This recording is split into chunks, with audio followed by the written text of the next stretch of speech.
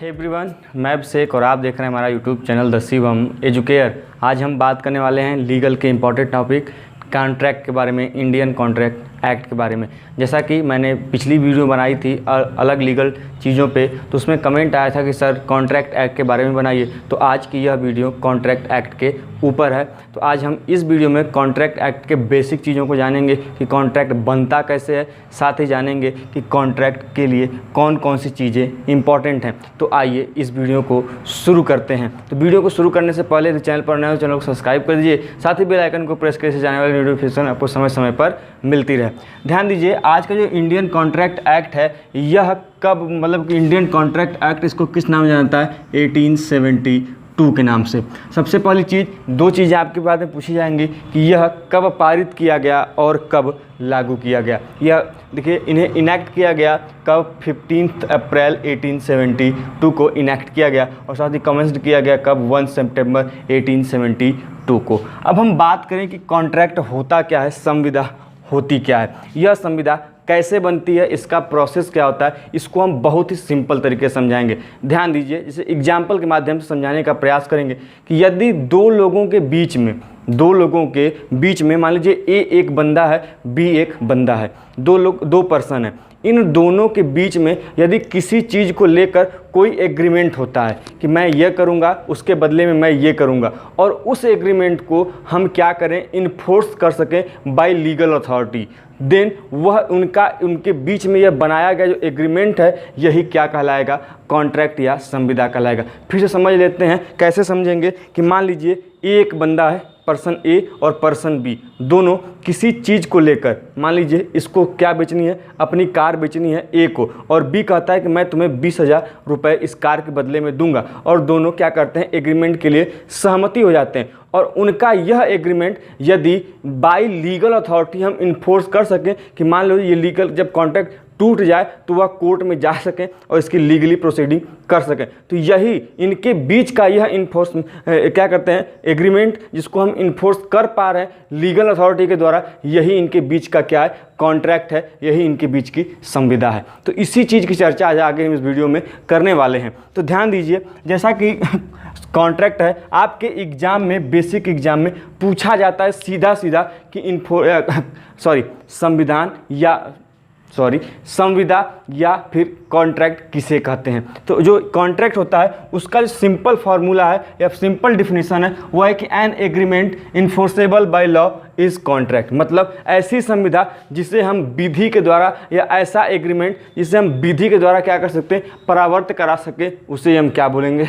संविदा बोलेंगे। ठीक है, कि an agreement enforceable by law is contract. ध्यान दीजिए, जितने लोग बीएचयू के एंट्रेंस एग्जाम देने जा रहे हैं वह इस डिफिनेशन को कहीं लिख लें, क्योंकि यह इट इज़ आपके एग्जाम में कई बार पूछा गया है और इस बार भी पूछा जा सकता है। इसलिए कि an agreement enforceable by law is contract, वह क्या कहलाता है? कॉन्ट्रैक्ट कहलाता है। पहली चीज़। अब हम बात करें कि इसमें एक टर्म आया एग्रीमेंट। क्या टर्म आया? एग्रीमेंट। तो अब ये एग्रीमेंट होता क्या है? सबसे बड़ी चीज़, अब ध्यान दीजिए कि जैसे ए ने प्रॉमिस किया था, मैंने बताया था, एग्जांपल दिया अभी कि ए और बी कार क्या करें? बेच और खरीद रहे हैं। तो ए के बीच और बी के बीच कुछ प्रॉमिस हुआ ना। यहाँ पे क्या प्रॉमिस हुआ कि ए ने कहा मैं तुम्हें क्या दूंगा? कार दूंगा। ए का प्रॉमिस था कि मैं तुम्हें कार दूंगा, यह एक प्रॉमिस हुआ। और बी ने कहा कि मैं तुम्हें कार के बदले में 20,000 रुपये दूंगा। तो ए और बी के बीच में क्या है? प्रॉमिस है, और उस प्रॉमिस के करने के लिए कंसिडरेशन है। अब कंसिडरेशन क्या है कि ए अपना कुछ दे रहा है और बी उसके बदले में कुछ दे रहा है, और इन दोनों के बीच में यह प्रॉमिस है। तो इनका यह प्रॉमिस और उनके बीच का यह कंसिडरेशन, देखिए प्रॉमिस से ही केवल एग्रीमेंट नहीं बनता है, प्रॉमिस साथ में उनका क्या चाहिए? कंसिडरेशन चाहिए। मतलब कि वह एक वस्तु के बदले, मतलब कुछ ये को बंदा कर रहा है तो उसके एक्सपेक्ट में यह भी कुछ करे। मतलब कि एक यदि कार दे रहा है तो उसके बदले में ए को भी, बी भी क्या करे? कुछ ए को दे। मतलब ए इधर से कार दिया, बी ने उधर से 20,000 पैसे दिए। तो ये उनके बीच का क्या हो गया? कंसिडरेशन हो गया। तो यही सेट ऑफ प्रॉमिस और उस सेट ऑफ प्रॉमिस को परफॉर्म करने के लिए वह क्या, उनके बीच का कंसिडरेशन, मतलब कार दूंगा तुम पैसे देना, यह यदि सक्सेसफुल होता है तो यही क्या कहलाता है, हमारा एग्रीमेंट कहलाता है। और यही एग्रीमेंट जो उनके बीच में एग्रीमेंट बना, इसको यदि हम इन्फोर्स कर ले जाएं तो वह एग्रीमेंट क्या बन जाता है, कॉन्ट्रैक्ट बन जाता है। तो देख रहे होंगे एक चरण बन रहा है, एक साइक्लिक प्रोसेस बन रहा है कि प्रॉमिस हुआ, प्रॉमिस से एग्रीमेंट हुआ, एग्रीमेंट से क्या हुआ, कॉन्ट्रैक्ट बना। तो इसका एक चरण है जो कि यहाँ पर आप देख पा रहे होंगे। इसको मैं लास्ट में बताऊंगा कि कैसे कैसे ये प्रोसेस चलता है। अब हम बात करें कि क्या हर, अब ठीक है मैंने तो बोल दिया कि एग्रीमेंट क्या होता है, यदि हम इसको इन्फोर्स कर ले जाएं तो वह क्या लॉ या फिर कॉन्ट्रैक्ट बन पाता है, नहीं। ध्यान दीजिए, हर एक एग्रीमेंट कॉन्ट्रैक्ट नहीं बनता, हर एक एग्रीमेंट कॉन्ट्रैक्ट नहीं होता। मैंने बोला वही प्रॉमिस ऑफ सेट या फिर कंसिडरेशन एग्रीमेंट होगा और वही एग्रीमेंट जो इन्फोर्सेबल होंगे वही कॉन्ट्रैक्ट बनेंगे। जो एग्रीमेंट इन्फोर्सेबल नहीं होंगे बाय लीगल अथॉरिटी वह कॉन्ट्रैक्ट नहीं बन सकते। यह इंपॉर्टेंट चीज़ थी। अगली बात है कि यह जो एग्रीमेंट, देखिए नोट कर लीजिएगा, यह पॉइंट काफ़ी नोट पॉइंट वाला चीज़ है कि ऑल एग्रीमेंट्स और not contract but all contracts और इज एन एग्रीमेंट। यह आपको ट्रू एंड फॉल्स ग्रुप में कभी कभी पूछ देता है। देखिए अब इसको समझेंगे कैसे। देखिए दो लोगों के बीच का हर एक एग्रीमेंट कॉन्ट्रैक्ट नहीं होता, लेकिन जो कॉन्ट्रैक्ट होता है वह क्या होता है, एक प्रकार से एग्रीमेंट होता ही होता है। अब इसको हम समझेंगे कैसे। जैसे एग्जाम्पल लेते हैं, हम लोग दो एग्जाम्पल समझने का प्रयास करेंगे। जैसे मैंने कहा कि सेलिंग अ रेडियो,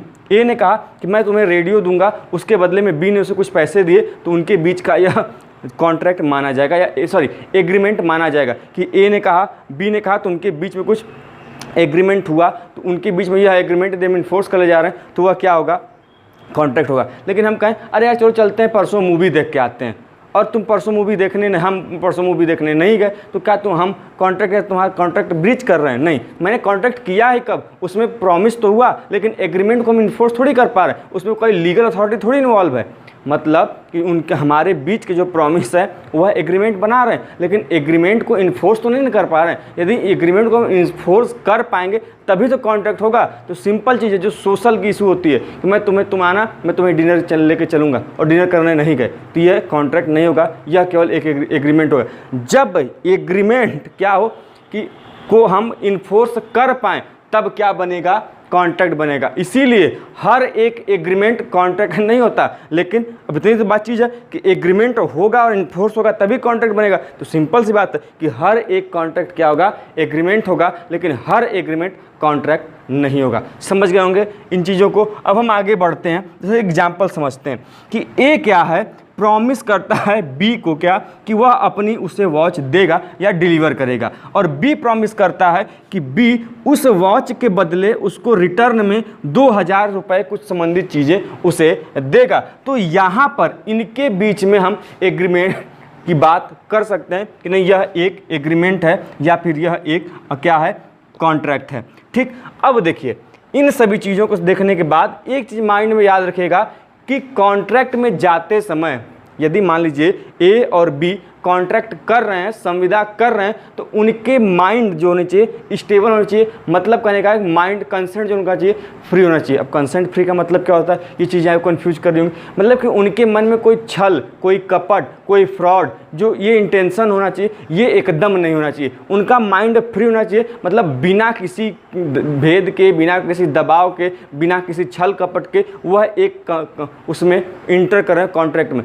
पता चले कि हम आपका मन किसी और चीज़ का है, कि आप किसी को धोखा देना चाहते हैं कॉन्ट्रैक्ट में, तो वह कॉन्ट्रैक्ट नहीं माना जाएगा। इंपॉर्टेंट चीज़ है, ध्यान रखिएगा। इसकी आगे हम चर्चा करेंगे। यह तो केवल बेसिक वाला वीडियो है, हम इसकी अलग अलग वीडियो, क्योंकि लंबा चैप्टर है, इसको हम एक वीडियो में कवर नहीं कर सकते, इसी को अलग अलग पार्ट में हम बताएंगे आपको। तो इसलिए इस वीडियो में हम केवल बेसिक की जानकारी बात करेंगे। तो आज हम यहाँ पर तक बात की कि एग्रीमेंट क्या होते हैं, कॉन्ट्रैक्ट क्या होता है, कॉन्ट्रैक्ट बनता कैसे है, प्रॉमिस क्या होते हैं, मैंने इन चीज़ों की चर्चा की। अब हम बात करेंगे कि ये प्रोसेस चलता कैसे है। मैंने बोला था कि मैं वीडियो के अंत में प्रोसेस बताऊंगा, तो आइए प्रोसेस के बारे में जानते हैं। ध्यान दीजिए कि मान लीजिए ए एक क्या है, पर्सन है। अब वह पर्सन को बी क्या देता है, एक प्रपोजल देता है। क्या करता है बी, एक प्रपोजल देता है। मान लीजिए एक पर्सन है, बी ने प्रपोजल दिया और उस बी के प्रपोजल को यदि ए ने एक्सेप्ट कर लिया तो वह क्या बन गया, प्रॉमिस बन गया। क्या बन गया, प्रॉमिस बन गया। अब यह प्रॉमिस को हम कंसिडरेशन में बदल दें, मतलब प्रॉमिस किया कि हम अब तुमको कार देंगे, यहाँ तक क्या है, प्रॉमिस है, मैं तुम्हें कार दूंगा, ठीक। अब क्या हुआ कि बी भी कहे कि ठीक है, बी ने तो कहा मैं तुम्हें कार दूंगा, ए ने एक्सेप्ट कर लिया, ठीक है भाई कार तो हमको चाहिए। तो ए क्या कहा, मैं तुम्हें कार तो ले रहा हूँ मैं तुम्हारा, तो इसके बदले में तुम्हें चाहिए कितना, कितना पैसा चाहिए। तो ए बी कहे कि मुझे 10,000 20,000 जितना अमाउंट बताए, तो ए भी उसको परफॉर्म करे, मतलब बी कुछ कर रहा है तो ए भी उसके बदले कुछ करे, तो यह उनके बीच का क्या हो गया, कंसिडरेशन हो गया।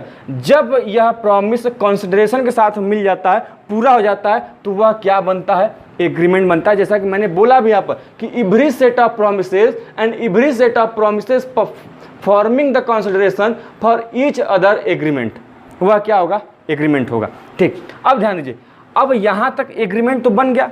अब एग्रीमेंट को यदि हम, यह एग्रीमेंट जो हुआ उनके बीच में, वो यदि हम उसको इन्फोर्स कर पा रहे हैं, वह इन्फोर्सेबल है, तो वह लास्ट में क्या हो जाएगा, कॉन्ट्रैक्ट हो जाएगा, संविदा हो जाएगा। तो फिर हम एक बार फिर समझ लेते हैं जल्दी से कि ए एक पर्सन है, बी भी एक पर्सन है, दो व्यक्ति हैं, उनके बीच बी क्या करता है, ए को एक प्रपोजल देता है कि कार खरीदो, और ए उस प्रपोजल को क्या करता है, स्वीकार करता है। जैसे ही ए ने उस प्रपोजल को एक्सेप्ट किया, वह क्या बन गया, प्रपोजल। अब प्रपोजल नहीं रहा, वह क्या हो गया, प्रॉमिस हो गया। अब इस प्रॉमिस के लिए यदि उनके बीच में कुछ लेन देन हो, कुछ कंसिडरेशन हो, तो वह प्रॉमिस नहीं रह जाएगा, वह क्या हो जाएगा, एग्रीमेंट हो जाएगा। देखिए कितनी चीज़ें बदल रही, पहले प्रपोजल था, प्रपोजल के बाद क्या हुआ, प्रॉमिस हुआ, प्रॉमिस के बाद क्या हुआ, एग्रीमेंट हो गया। अब यदि हम एग्रीमेंट को क्या बदल दें, इन्फोर्स कर दें, तो वह एग्रीमेंट से किस में बदल जाएगा, कॉन्ट्रैक्ट में बदल जाएगा। तो शुरुआत कहाँ से हुई, प्रपोजल से, और बात कहाँ खत्म हुई, कॉन्ट्रैक्ट से। तो आई होप आपको ये वीडियो पसंद आई होगी, चीज़ें समझ में आई होंगी। यदि नहीं समझ में आई तो कौन सा चीज़, कौन सा सेक्शन नहीं समझ में आया, मुझे ज़रूर कमेंट बॉक्स में बताइए। मैं अगले वीडियो में उस चीज़ों को बताने का प्रयास करूँगा। मिलते हैं ऐसे इंटरेस्टिंग वीडियो के साथ नेक्स्ट वीडियो में, तब तक के लिए जय हिंद, जय भारत।